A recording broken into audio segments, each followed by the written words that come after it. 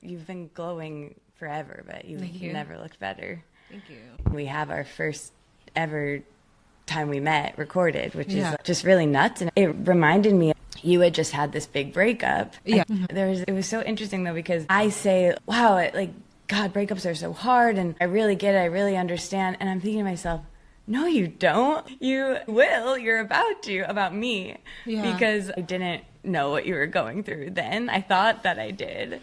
And then I did later, you know? Yeah. And the other thing was we became such close friends after that, and I could hear us hitting it off. Yeah. And 4 years later, when we recorded again here, we had become really close. Oh, during the pandemic. Yeah. Yeah. Almost 2021. Or I think it was like this time of year. Wow, that's wild. Yeah, so it was just really interesting. And yeah, so we talk a lot about breakups in the first one, and then because these are always such a picture of what I've been needing to learn, whatever. And then I was asking you questions about being a freelancer, which was something I'd never done at that point. I just left my full-time job. And so you have always inspired me, even with little things and big things, and been someone who's taught me so much and been several steps ahead of me and just very humbly shared. And that's what you do on YouTube too. And I'm so excited to now to see you become a mom, because you're so nurturing to all of your friends and you're so nurturing to your audience, and to see you do this now is just, I don't know, I'm really Thank you. really excited. But who is that for you? Who do you look to that has been inspiration for you? It's the people in my life, right? And I guess in terms of growth, like I've been looking at like Camilla a lot, for instance. Like she just had a baby 4 months ago, or 3 months ago. And yeah, it's funny because like as soon as she got pregnant, she told me, and I was like, okay, I'm going to start trying like right now. It wasn't even because I have a sister who has a 9-month-old now. And she's like, you should start trying and stuff. And I've always wanted to have kids, but we didn't actively start trying until Camilla was like, hey, I'm pregnant right now. It would be, let's try this or something, So then, yeah, I look to people in my life like Camilla, but obviously like after getting pregnant, things have also changed too. So I'm looking at other people who have been moms or have been a mom for a long time, like Cecilia. And then also like my relationship with my own mom and my patience with my own mom has changed since. So yeah, it's just like mostly the women in my life. It's really beautiful that that happens, that you can look at our relationships with our own, like parenting does that. Yeah. Or even getting older does that, I think, to some extent. True, yeah. And other moms, yeah. Jason's mom, for instance. Yeah. Also, I know you should never compare, but back then when Jason's mom, my mom had kids. Jason's mom was 27 when she had Jason. My mom was 31 when she had her first kid. And I'm just thinking, when I was 27, I was nowhere ready. Right. Yeah. 31 even, I was nowhere ready. Yeah. So it's a little bit scary in that way. Yeah, I was thinking about that a lot when my dad was in town. I think he was like 26 when I was born. Yeah. My mom was a little bit older, but like you said, it's like teen dad, Yeah. Thinking about that being me being that age. Right, yeah. Until you surpass that age, you don't really think about that. You can't compute it the same way. Yeah, totally. Do you, with the career uncertainty, what have you been doing to prepare for that? Or what have you been thinking about? Well, thankfully, so it's been a really hard year for freelance, obviously. I mean, like YouTube, I'm sure with podcasting and everything too, a lot of sponsorships have declined in the last like few years. I've learned to pivot, obviously. So I started doing other things. And then right when I got pregnant, I'm like, well, I'm not going to have that much time to do everything else that I do. So I need to really hone in on the stuff that I can do from home, at home. Mm-hmm. So that's YouTube stuff, right? And then out of nowhere, brands started reaching out, like people started reaching out. And like my old manager out of nowhere was like, hey, I think I'm going to come back. Wow. To doing this, because he started his own business and had a lot of success with that. And I'm like, why would you leave that? You love that, And he's like, I don't know, it's time. So things started coming back. So I feel like career-wise, if I want to be able to spend time with my family or like with my son, then I need to just really focus on doing things online. Yeah. Yeah. And I'm glad that that happened. And it Yeah. shows that like sometimes when things are, you have to put your open sign on and start, and then things can come, I think. Right. And I have a lot of questions, actually. I've been thinking a lot about, it's going to be 20 years of or it is this year, 2026. Oh, it's 18 years this year. Oh, yeah. you started in 20 and... I don't remember. I think officially in 2008. Okay, well, still, it's a long time. It's going to be, yeah. Yeah. I think YouTube started in 2006. Oh, that's what I was thinking of, maybe. That's so cool. 2 years after. As an 18-year-old, that's a teenager. Yeah. Wait, that's a late teenager. That's an adult. Yeah. They can sending this kid off to college. Yeah. They can drive. They can drink in Canada. Touche. Well, okay, 18 years. Another thing I admire about you is how much you're continually learning and continually growing and evolving. And listening back to those old episodes, as much as I was cool, it's also, there's so many parts of, and I'm sure you feel this way looking back at your stuff too, of just, oh, I would have said that differently now, or I feel differently about that, you know? Yeah. And having so much of your life documented and recorded. What's your relationship with your older work? Oh, I keep everything up. Yeah. I never take things down. I keep it up because people change, and yeah, people need to know that you're capable of changing and learning. And then even what you said a year ago, it could be different from your thoughts today. So that's why I always keep everything up, even though a lot of the stuff is very cringy, a lot of the stuff I don't believe anymore. I just like to know that I can always look back and see how much I've grown or how much I've changed since. And I think that's a good thing. I don't mean morals or political beliefs or whatever, but yeah, I think people are capable of changing rapidly, especially in this day and age. So that's why I always keep it up. I want to keep it documented. Do you take your episodes down? No. Okay, yeah. It's all there. Right, exactly, yeah. Because you're like, you've changed, and I'm sure with looking back or listening back, you're like, oh, well, I would have totally said that differently, like you said. Mm-hmm. Yeah. And then the older you get, you realize, or for me at least, the older I get, I realize I don't know anything. I know very little. I think in my early 20s and my late teens, when I started the YouTube channel, I was very confident in myself. Yeah. And now that I'm 37 now, turning 38 pretty soon, I feel like I don't know, the less and less I know in a way. Mm-hmm. Yeah. Yeah. I mean, I think I've said this before. If we weren't changing, that means we would be stagnant, and that would be much worse. Right, so it's better that we look back on it. But it's also what you said about being confident. I think that's the thing that, or not confident, I mean like cocky in a way. You know? Oh, this is my belief, and that's it. And anyone who goes against it, you're wrong and you're canceled. You know? Yeah, like that.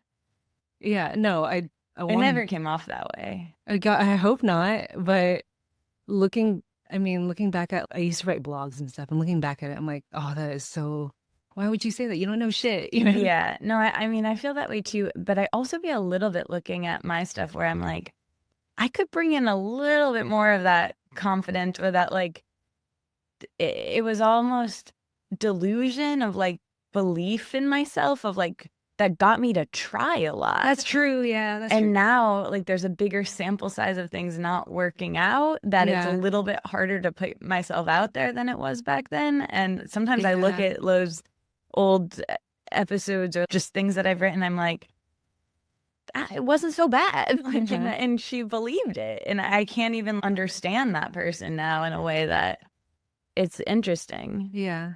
But it also comes in waves, right? You also, depending on the time of the day, time of the month, time of the year, for sure, kind of go back to to your normal self, or your old self. Yeah. It's cyclical. And I mean, that's like the thing. You have and I've told you this before, but like something I've really been admiring about you lately is And honestly, always, like, you continually evolve so seamlessly. You've had so many different, and you just have so many different interests and so many different things that you do. I think this age that we are, like being in our 30s, and the internet's evolving so quickly, Yeah. and platforms are evolving, and like what you were saying of, but I really admire how you ride these waves and seem to pivot when you need to and go back to what something when you needed to. Do you have any advice for that? Advice for evolving Oh my through on gosh. the publicly evolving, you know? Yeah, People are no. watching you as you do it. Oh, publicly evolving. I remember like having this conversation with someone like years ago, like I think on maybe even on a podcast or something like that, where I said that I like to have my hands in a lot of different things. Yeah, I think it was me. Yeah, well, probably, yeah. So photography, ceramics, or whatever, you know. I don't like to specialize in anything because everything can pivot at some point. Like the ceramics trend has kind of like dwindled a little bit, right? So I'm noticing that a lot of people have left the studio, a lot less online sales, a lot less markets, just a lot less interaction in the world of ceramics, for instance. So that means that you either have to, or for me, that means I either have to step away and then change the designs of what I want to put out there, or take a break from it and then come back when I have a good idea, right? So back then I would say just pivot to something else, obviously, you know, like try something completely new and then see where that takes you. But you can't do that if you're in a profession. Like you can't do that if you're studying to become like a doctor or a nurse or whatever, you know. You can't pivot in that same way. So I think it really depends on the person. But for someone who's on the internet, yeah, using the resources that you have, like for you, I keep stressing you to go on TikTok because you're good at storytelling. And I feel like the people who are the most engaging on TikTok are the people who are storytellers. So yeah, like I know that people are having a really hard time with long form content, and people are rapidly switching to short form. And so, yeah, I always try to have my toes in that a little bit, you know? Like, you mean knowing what's going on, like Yeah, what's working and what's not? Yeah, just know, like, and if it's not working and it's consistently not working, then pivot to something else. Yeah. Yeah. I think that's what I meant, that I admire most about you of that. Yeah. Is that you pivot quickly. You see something's not working and you're not lingering there too long. Yeah. It seems, and that's, I think we really differ there. I'd something like I have a lot of trouble with that. Like I stay a little bit too long places. I've been on YouTube for 18 years. People have left YouTube like 10 years ago, you know? Right. But I mean more with like knowing you need to change how you're doing something, like you're saying, or like with ceramics, or not, and not throwing it out completely, but like putting it on pause or changing how you do it. Yeah. On YouTube, just looking at like you do YouTube still, but you've done so many different things within YouTube, or just even how you do something now to how you did it before, and you stay with your finger on the pulse of what is working and what isn't, and not lingering with you let, it seems like you let go of things before, you know, like without sunk cost fallacy of like, but it was going so well this way, how come it's not working? Like, and that's a really useful mindset, I think. Yeah. It's just letting go of your ego. You know? Yeah. Like, or I'm like, so successful in this. Yeah. And now it's not working anymore. Like, I like, yeah, then pivot. Just do something else. Yeah, exactly. Or try something new. Yeah. And that, I find that it's like advice I need to hear. You know, I think it's... On podcasting? Just in general, like I think I linger too long with, but yeah, of like something that worked before, trying to fit that to work again is a waste of time. And then moving on is like a much better use of your energy. You know what I mean? And you have to decide that quickly. Yeah, which I feel like you have with pivoting to Substack too, or like creating a Substack.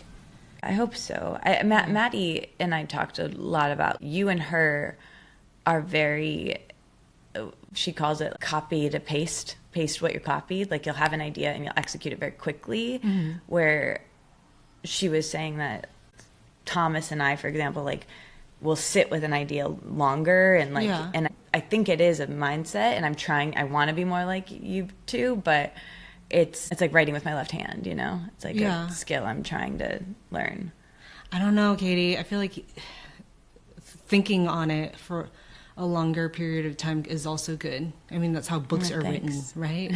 Yeah, and I think you might be right in the sense of like maybe it is just like accepting it and doing things that work within that phase than trying to fit, you know, my nature into it's I don't know. It's interesting to think about how people are just different with that, like a personality type. Totally. But with going back to your old work on YouTube, the platform seems to have like really grown, and just this last like year, 2 years, or even like what we were saying about podcasts. You know, I used to make the joke like I have a face for podcasting, which is like doesn't work as a joke anymore because now they're like now they're video. Now I'm like accidentally like being a braggart. But do you think about how does nostalgia come into it for you, of like thinking about how much of your life is documented, and now, you know, having a kid, like he's going to be able to see so much of what you went through. Yeah. What do you think of that? Or have you thought about it? I've thought about it briefly, but I haven't like fully. I don't know. I mean, I don't think he's gonna actively watch. I hope he doesn't. And I don't plan on documenting him in a public way. So hopefully he's not. I don't know. I mean, we'll see when he comes out. I have no idea who he's going to be like, what he's going to be like, what his personality is going to be like. So, I was thinking about it like differently. Like, God, it's so cool that like when he's older, he can see his mom young, and like he can see his mom pregnant with him, and like how cool you were and are, you know, like he's gonna be able to see all these different like the changes. It's actually like I don't know. I think it's really if he's interested in that, you know? It's there. Just like it's fun to see our parents like photos of them when they were young. Totally, and in the most honest way possible. Well, I mean, honest in terms of like just presenting something on YouTube. Exactly. Because you're not fully yourself all the time. But like whenever I ask my parents, for instance, about how they met or like what they were like when they were younger, what interests and hobbies and whatever, they always try to paint themselves in a holier than thou kind of way, like a holy, like righteous kind of way. And we all know that that's not how they are all the time, you know? So I want like the nitty gritty. I want to like know who they hung out with and all of that. And this is actual documentation. So he could always, or my son could always go back and be like, oh yeah, you hung out with Maddie, Katie. You did this and whatever, you know? Yeah, so he could always look back, and I mean, as long as YouTube is still a platform, then he could always look back and get a visual reference. Yeah. I think it's really cool. Thanks. All right, let me see here. Okay, we kind of already talked about this, but in one of the last episodes that we did, we were talking about how creativity comes and goes, and like there are periods where you have more output and less output. What has helped you redefine like what your pace means? Like I was saying this before, but you to me are a very quick creator. You have an idea and you execute it very quickly. And something that I wrote down that you said in the first episode is you said content is better than no content. Which I disagree. Yeah? Which I disagree with it now. Yeah. Yeah, because I think there's a lot of fluff and trash out there. And whenever I think of making things just to make content so I could have something out there, because for the last like few years I've been trying to make a video every single Sunday. And then every once in a while I don't have anything. I don't have an idea, right? But I execute it anyway, and I'm not passionate about it, and it shows. And then once it's posted, it doesn't get that many views. And I'm like, well, that effort was wasted, you know? So I don't think all content is better than no content. But I do think it strengthens the muscle of making things. Sure. In a way and consistency is good. Yeah. Yeah. So I don't think it's for nothing.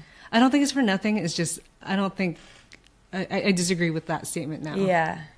Well, I remember when I was studying abroad, I went to this newspaper in Spain, and they won all these awards for design and they were a daily paper, and the guy giving us the tour, telling us about all the awards, he like leveled with us, and he was like, look, we do this every single day. Like statistically, some have to be good. That's why we've won these awards, you know, because you're just putting things out. Yeah. And I think it's the same thing. It's you like today, like I was setting up, I'm kind of rusty because I know what you mean. Like when I used to have sponsors every week, this came out every week, and there were ones I liked and there were ones I didn't. And I know they're good and I know the ones that aren't, you know? And sometimes the ones that I'm like kind of meh about like end up being actually surprising me and people actually like, so like it's not really exact, but I do think the like consistency of not necessarily even like putting it out, like it gets you, it's helpful, I think. Yeah. Practice makes perfect, I guess. Right. And practice makes you less precious. Yeah. In a way, which is good. Yeah, exactly. But I disagree with that statement now. I know. I say this at the beginning of our first one, that we talk about body image, and it was something I talked about on the show a lot, especially back then. And I say it in the intro, I'm like, Christine's answer on body image is the best answer I've ever gotten on the show. Oh my God, I don't even remember what. We'll have you react to it. I'm not in love with my body, but I'm not like unhappy with it either. And I don't flaunt it in any way or anything either. So it's not something that I really think about so much. And I love food too, and I'm always like changing in size as well. So it'll happen in a moment, like where I'll look in the mirror and just be like, I'm gaining a little weight. I'll just wear something different, you know, Yeah, you're just neutral to it. I'm just kind of neutral to it. I just kind of put it on the back burner. I don't know if that's like not solving my problems, you know? No, I think that's actually like really healthy and probably like the most inspiring thing I've ever heard on this question. Yeah, thanks. I don't really think so much about it. I know that it's good to exercise, but if I'm, you know, a pant size bigger than what I used to be, I'm not going to work out extra to look thinner. I would do it to feel better, you know, have more energy, eat healthier to feel more energetic. Oh, so yeah, I still feel the same. Good.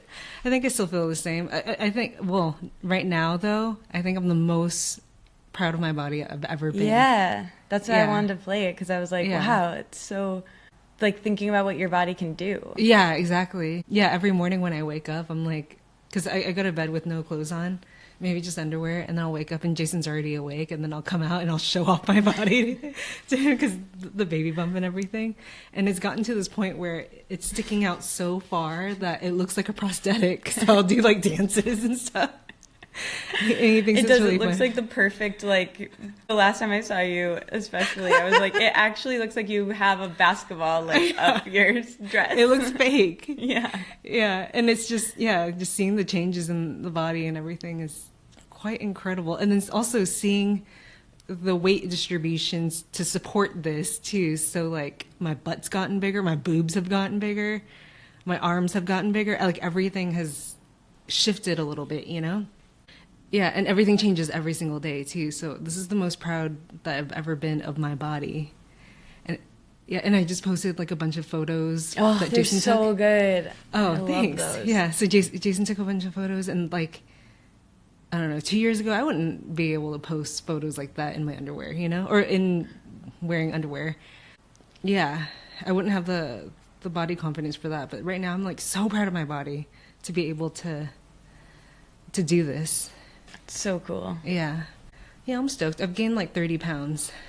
Which is like great. Which I think is pretty, you know, I think they were saying like 25 to 35 pounds. Yeah, we just had an ultrasound, or is it an ultrasound? Yeah, where they were like measuring the weight and everything, and they were saying he's already at 7 pounds 7 ounces, which is quite a lot. So yeah. Wow. Yeah. I'm so excited. Yeah, it's pretty awesome. I can't believe it's around the corner. Yeah, I know. Very, very soon. I did the asking for a friend segment, which you've contributed to a bunch of times now. Oh, nice. Yeah. But it was the holiday season, so you might have to come back, because I feel like a bunch of people are gonna still send theirs in. But I got a couple, and one is related to this. But Maddie asked, "What has surprised you most about who you're becoming while being pregnant?" What has surprised me most? I thought that I would be a lot more tired and, I guess, not like forgiving, but like just more tired, and then also understanding of how tired I will be. And so I would be lazier. But I feel like I'm the most productive I've been in a very long time. Really? Wow. Yeah, I'm backlogging stuff just because I know I'm going to need time after the baby's born. And so even though I'm really tired, I'm also working a lot harder and working a lot more than I have been. Yeah. Yeah. I think I heard once that when someone's pregnant, they're the most creative, though, because you're literally like creating life, maybe and so you have like a creative like burst, which is maybe like in a way of like getting ahead. Maybe it's your body's mechanism to. I don't know if it's creative. I think it's just like I'm more motivated for sure. Yeah, that's cool. You have to like use that, you know. Yeah, totally. It's good. Yeah. So no matter how tired I am, I try to do something productive every day. Yeah. Yeah. That's good. Mm-hmm. Okay, I thought it would be fun to ask the same rapid fire questions I did the first time we ever talked. And then we'll see. I've got them here, and we can just see if I'll tell you what your answer was. You're like, pop quiz. This is like 10 years ago. Yeah, isn't that crazy? Yeah, 9 years ago. Okay, so I asked, how do you prevent or handle stress in your life? How do I prevent or handle stress in my life? I feel like I've gotten worse about handling stress. I kind of like clam up a little bit. How do I handle stress in my life? I try to I try to talk to Jason about it a lot. He's really good at making me not as stressed, which is good. I don't think I handle stress nearly as well as I probably did 10 years ago. Well, it's funny because you kind of said the same thing then. Your answer was, I don't actually. And then you were like, I have a friend who told me to take CBD oils, and then it was funny. Yo, actually, during that time, I was a heavy drinker. And obviously, like, I wouldn't talk about it publicly. But I was a heavy drinker and a heavy smoker, and I smoked like a pack a day. I think when you met me, I was smoking a pack a day or whatever. So that's how I handled stress back then. But now I don't do any of that anymore. So I guess just, I don't know. I guess I don't handle stress well at all. I don't think it's hard. Stress is stressful. You guys are just talking about stress is stressing me out. I know. All right, let's move on. Okay, what is something you wish someone would ask you that you never get to talk about? I think this is a quick thing I used to do. I used to do this dinner party question. So I had you pick who you would invite, what you would cook, and what you hope someone would ask you, and what you don't want to talk about. Do you remember, kind of? Yeah. Okay, so what was the first part? If you can just answer that part about what you want to talk about at the dinner party and what you don't want to talk about at the dinner party. Let's not talk about religious beliefs. Let's not. What I hope someone would ask. I guess I would want to know everyone's what their childhood experiences were like key moments that stuck out, or good. Like foods that they ate when they were younger and stuff. Like at this point, because I want to make memorable or have memorable like moments with my son and have him remember that I tried in a way. So you're gonna have so many. Thanks. Yeah, so I would want to know like what your favorite meal was that your mom used to make, or your dad used to make, or your favorite toy when you were younger and why that was, and things that you remembered from your childhood, which is often not even physical things. It could be like experiences, right? Yeah, for sure. Yeah. Well, it's funny because you said your answer of what you wanted people to talk about. You said food. Talk to me about food. I love cooking. I love it when my friends or anyone posts food or talks about what they're eating. Still. I want to talk about food all the time, like 3 times a day. Yeah, at least. I eat like 3 times a day, you know? And it was funny because I think I was like, it's so funny. My feed is all food. Like, I think we need to switch. Well, yeah, my feed is still all food, but yeah. It's so funny. And then I asked you what you would cook, and you were like, I'm not really good at cooking, and I don't really cook a lot. I'd make something easy like a kale salad. What the hell? And it was way before. Wow. Isn't that funny? That's so funny. I cook so much now. I cook every day now. Yeah. Today, like I said, I have a family coming over for lunch. Yeah. And we're making this thing, or I'm making this thing called bun xeo, which is like a Vietnamese savory crepe, and I've never made it before. But the thing is, in the last 10 years, I've been watching so many cooking videos and just cooking so much that coming into a new recipe, before I would be so nervous, you know? But now I'm like, oh no, it's like, it's innate almost. Yeah. Even though I've never done it before, I'm like, I know what to do. You're I know what the so steps good are. at cooking. Yeah, I just had so many moments listening back to the show. I was like, no way. Then when you said kale salad, I think I was like, oh, I love kale salad, but we had never had kale salad together at that point. Yeah, and then your viral kale salad. Yeah, who knew? All right, let's see. This one will be so interesting because you said, I asked you, where do you want to be in 5 years? Okay, what did I? Oh no, I don't. Yeah, tell me where afterwards. you want to be in 5 years. Where I want to be in 5 years, I want to be, I guess, career-wise, just, I guess, on the same boat that I am right now, but just be able to sustain. So, like, if I'm making YouTube videos, for instance, I'd like to be able to sustain and like feed my family with that, you know, which I think in the last 6 months it's been good. It's been consistent. So I'd like to keep that up in a way, and then grow as that platform grows, or whatever platform grows. Because I'm still in love with making videos, and even though it's been 18 years, like I'll go in and out of making it consistently. But in the last few years, I've been making videos like very consistently, and I love the process. You're so good at it. Thanks. And people love watching them. I love watching them. And I did it even before I got paid for it, even when I got paid really well for it. I mean, especially when I got paid really well for it, even when sponsorships like just went out the door, and then for a couple of years there, I wasn't really making that much money off of it to be able to sustain, so I had to pivot. Like, I still made it no matter what. Yeah. I still made videos no matter what because I love the process. So I'm hoping that it can still sustain. Yeah. In the next 5 years. It's no small thing to do. Like, I feel the same way about this, you know? Yeah. Like, but it's certainly harder to be consistent when it's not paying. Yeah. Totally. But it's harder to get it to pay you again if you're not being consistent too. Right, it's like you have to love it, and you have to and it shows that you do. Yeah. You're I really so genuine. Thanks. Thank you. And how you are in person really comes across here, and that's what's, I think, rare and makes you so great at this. Yeah. You know?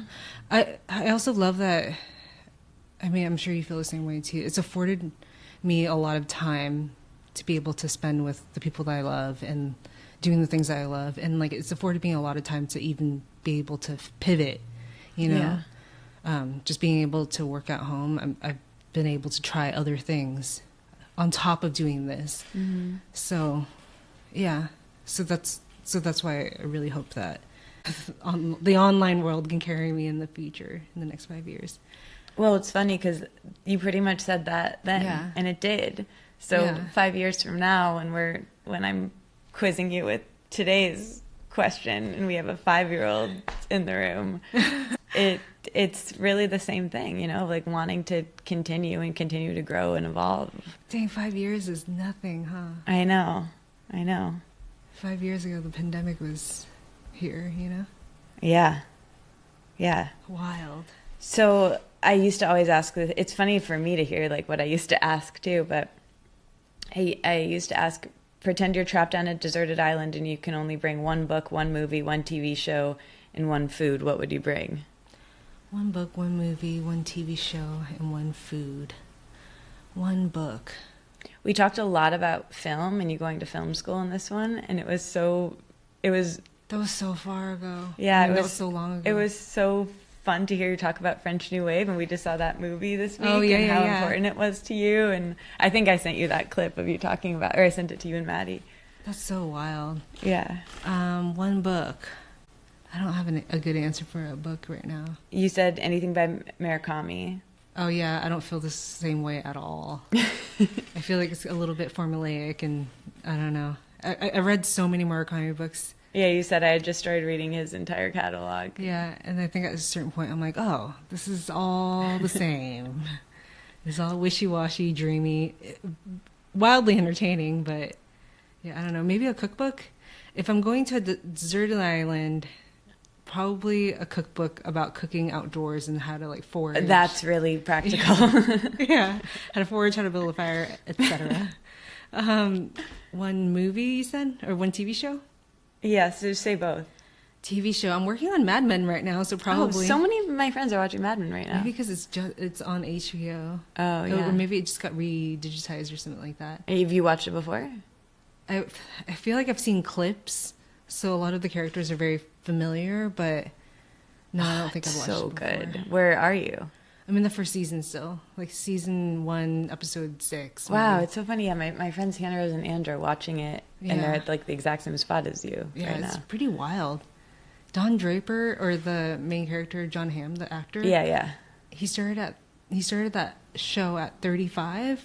Oh, wow. He's forever a 45-year-old to me. Even in that show at 35, I'm like, no, he's 45. Yeah, it's so funny.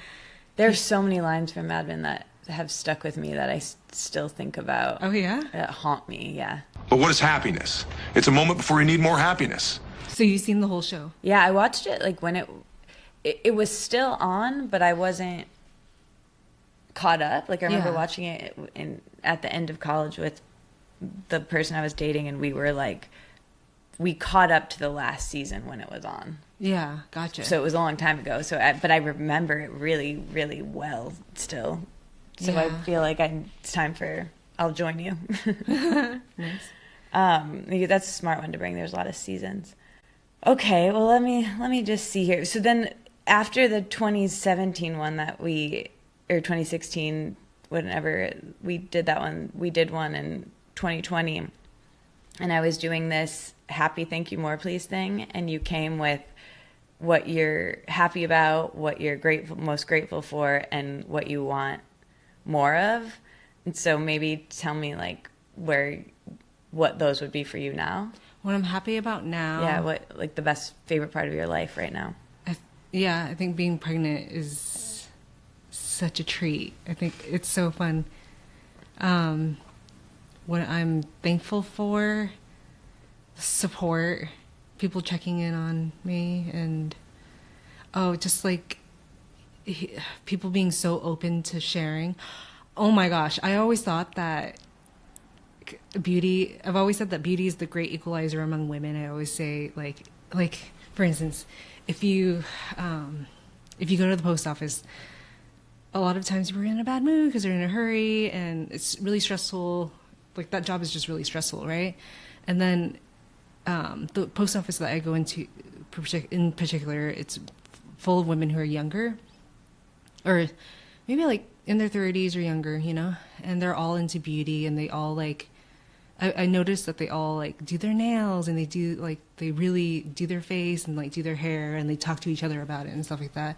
And so we talk to each other about those things, and it just kind of cuts the it cuts the boringness and the staleness of going to the post office, dropping off a package, getting your receipt for it. Yeah. You know. Anyway, that said, now that I'm about to have a baby, people have come, like women have come out of the woodwork to be like, hey, what do you need? Does your baby have this? Do you have this? Do you need this? Like, I'm not using it anymore, but it was really helpful. And some people hang on to their things for 5 years, you know? And yeah, they're like, this was really helpful for me. So like, I got a baby Bjorn from my friend who had a baby 6 years ago, and they're not planning on having another baby, but they were holding on to it because they knew that at some point someone will need it, you know? Why would you hold on to something for that long, you know? Yeah. I'm so glad that. Yeah, exactly. But a bunch of, it's not just that example, it's a bunch of people who are coming out saying, hey, do you need this? And do you need help with this? Do you need input on whatever, you know? So I'm really grateful for the support. And what I could use more of is, I don't know what I could use more of, to be honest. Because time would be awesome, but I mean, you can't really ask for that. It's kind of what you said last time too. Time, you wanted more time to learn new things. You wanted to learn sewing and baking and woodworking, and you wanted to make a zine. Yeah, I haven't done any of that. So sewing I learned, but everything else, no. Not yet. So, okay, another question from a friend that we got this is from Darren. Okay. What's your favorite record to get a dance party started? What the? Oh my God. Darren DJs with you. Yeah. Oh my gosh. Darren and I have DJed together so I met him when I was 20. Yeah. So we've DJed together on and off for like 17 years. So cool. Wild. What's a dance record? Yeah, like what could you put? I think what could you put on that would like get people to dance? Oh my gosh, put me on the spot. You say? Yeah, I can't think of anything. I'd say Wings, Arrow 3, or the song. Yeah, the album's called Egg. Return of the Egg. Do you have a favorite record right now? I don't. What have you been listening to lately? My friend who works for Stones Throw Records dropped off a bunch of records because, I messaged him about all these 35s that I had that I'm not using, and he samples a lot of music. And so I took a photo. I'm like, there's like hundreds here. If you want to like go through and listen to anything, I can like set it up for you. But if you just want to take them to sample them, like, please come by. Anyway, he came by and he gave me a little stack of records, and one of the records is something that I listen to pretty often, but I just never found it on vinyl. It's called Forge Your Own Chains, but it's a compilation of like 1960s, 1970s psychedelic. Oh, cool. Yeah. So cool. A very cool way to find something too. And it's a bunch of different artists, so like within that record I found a bunch of different people. Oh, cool. So to have a hard copy of the compilation is really nice. So cool. Like, now that's what I call music. Yeah, exactly. Yeah. Okay, we talked a lot about friendship and community in the last episodes, and it was so interesting because what you said in those I really like implemented into my life. And so I'm curious now, like, what does friendship mean to you, and like how is your friendship so undefined? So how would you define it in the role that it plays in your life now? Friendship to me now, I feel like because a lot of people, I mean, when I was younger, I just had a lot more time to dedicate to people, and I can, I don't know how to explain it. I think I was just a lot easier to schedule things with and like move things around. And 10 years ago I was already freelance, right? Yeah, I was. Yeah, so my schedule wasn't really like set in stone. So I was able to see people consistently, I feel like. But now, because of everything that's going on, like I think friendship to me is just checking in on people, and then if you can see someone, then that's great. But if, like Maddie, for instance, we used to see each other all the time, like once a week, twice a week, whatever. And now we probably see each other once every 2 weeks, once every month or so. But when we do, the quality is there, and we communicate often. but we don't have to physically see each other or be in the same room as each other or have sleepovers or like watch movies or whatever, you know? So it's not as, friendships aren't as physical, they're more emotional. I mean, I feel that way about us too. I feel like we used to see each other. Yeah, it used to be a lot easier, way. right? But I still feel like you're still my best friend, and like I still feel close to you. Yeah. But I just know that like it's a different life phase, and I'll, if I want to, and it can text pivot. you something, you'll be stoked. Like it won't, even if I haven't seen you in a longer than it had been before. Right. And it could always like pivot too, but I think back then my view on friendship is that the closest people to you are the people who are physically closest to you. Yeah. Yeah. Now it's whoever you have like more meaningful conversations with. Yeah. Yeah.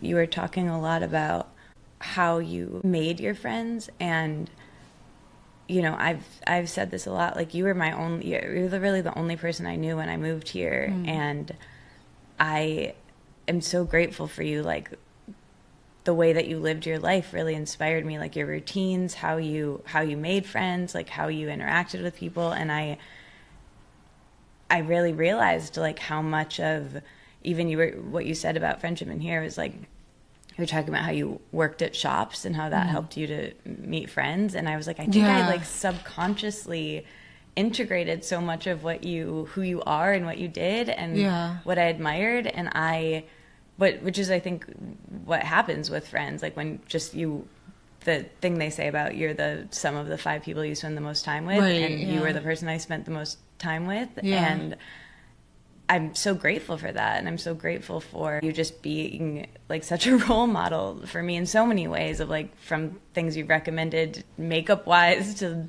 how you interact with people as a friend. And you're such a great friend, and you've been such a great friend to me. And I said this back then and it's true now, like seeing how you're that way for everybody and everyone feels that way about you. And I felt this a lot at your shower, like you're just someone who's so loved by so many because you're so good to so many people. And as your life phase changes, that has never changed. I think it's because it's you. Yeah. I hope it hasn't changed. I don't know. I feel like I have lost but like I have a lot of friendships have simmered down quite a bit. Yeah, because I don't feel like I've made a lot of time for everyone. So I think I'm a lot more reserved now. But yeah. Good, you have to be. Yeah, totally. And I think it's one of those things where it's like the older we get, the people's priorities are taking care of their work, their kids, their romantic relationship, their family and aging parents, and then whatever is left is for friendship. And it should be that way.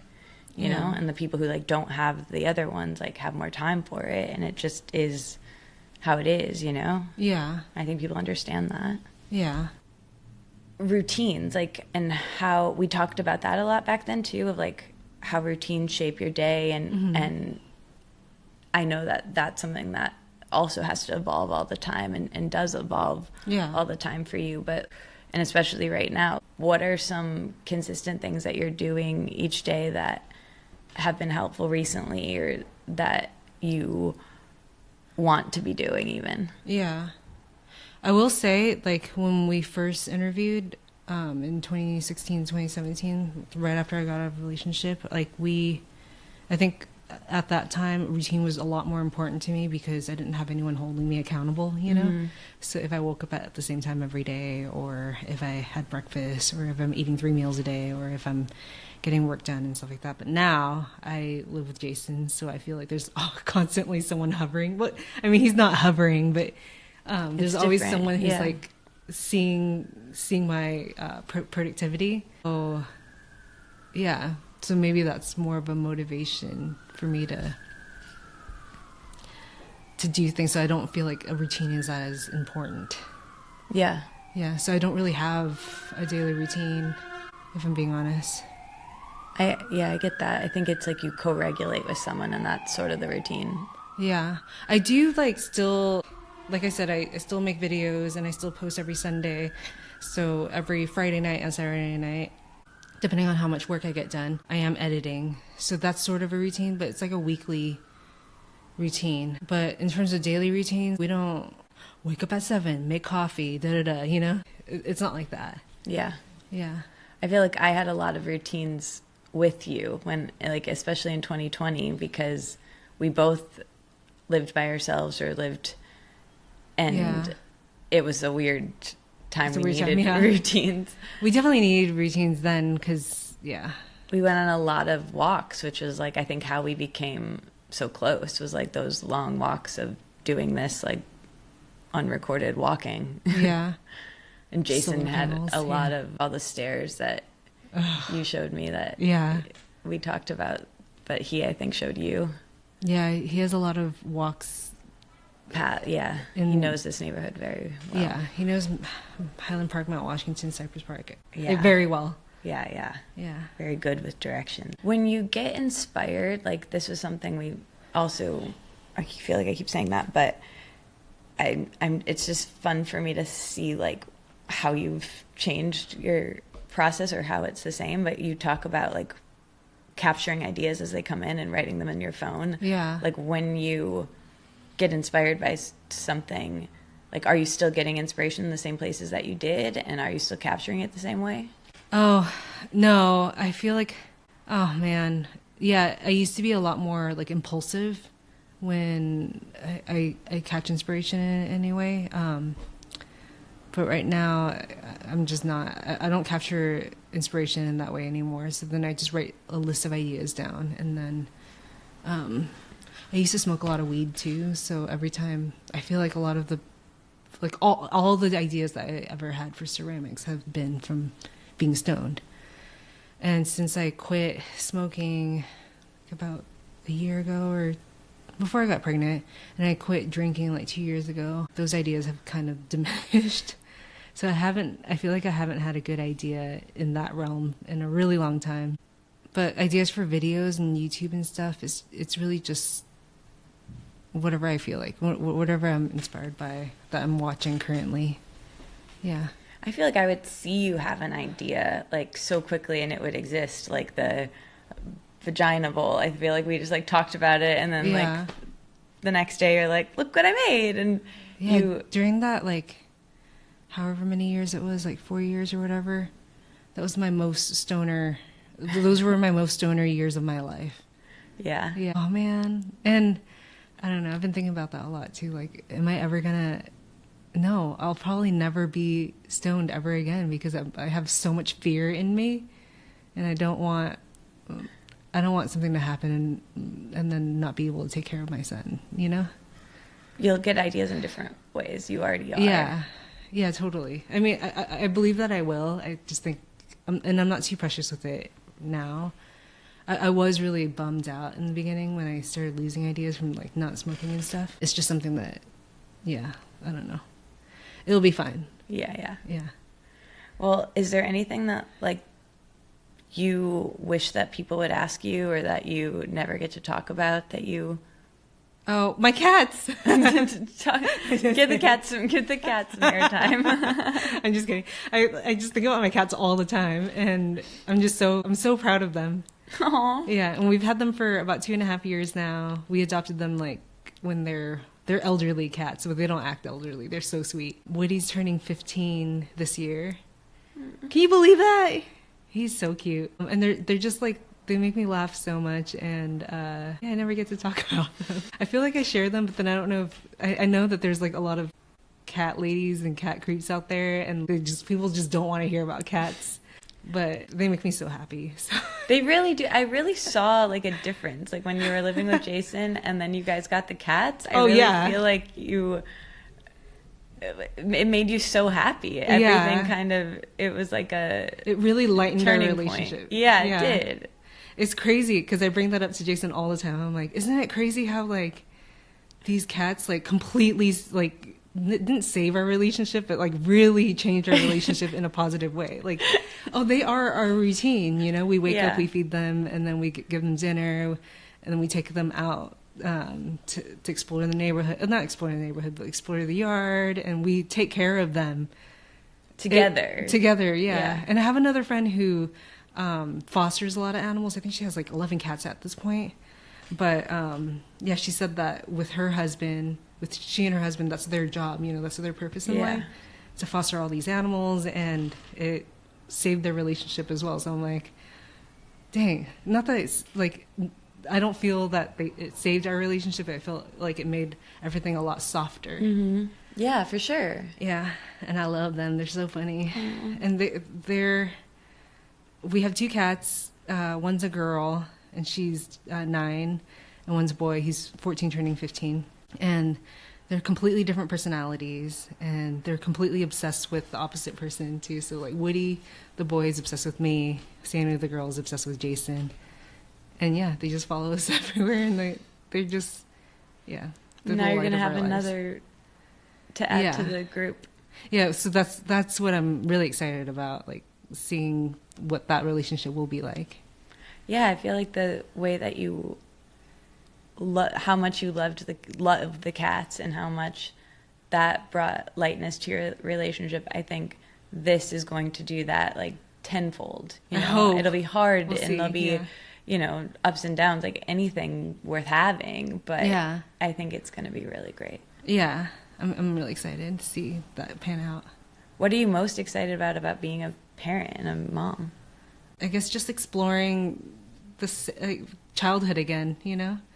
Like seeing it from his point of view and sharing the same things that I got to experience when I was younger, the positive things, you know?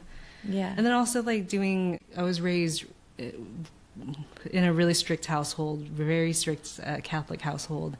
And there was a lot of things that I wanted to do that I couldn't do when I was younger. And so when I became an adult and I moved out, I think that's why Maddie's always like, you're like a kid. Yeah. It's because I get to do all these things that I didn't get to do when I was younger, you know? So maybe just experiencing those things again with my baby boy, you know? Yeah. Yeah. I can't wait. I'm so excited. Yeah. Can't wait to, it's so cool. I'm like, can't believe you're having a kid so soon. Yeah. Well, do you feel like you let it out? Yes. Did I wring you dry? Anything else that you want to leave people with? No. That's you feel perfect. good? Yeah, I feel really good. We did it. Let's do the breath work. Yeah, the breath work. Inhale. Let it out. Thank you for doing this. Thank you. Thank you for having me. Thank you. Awesome.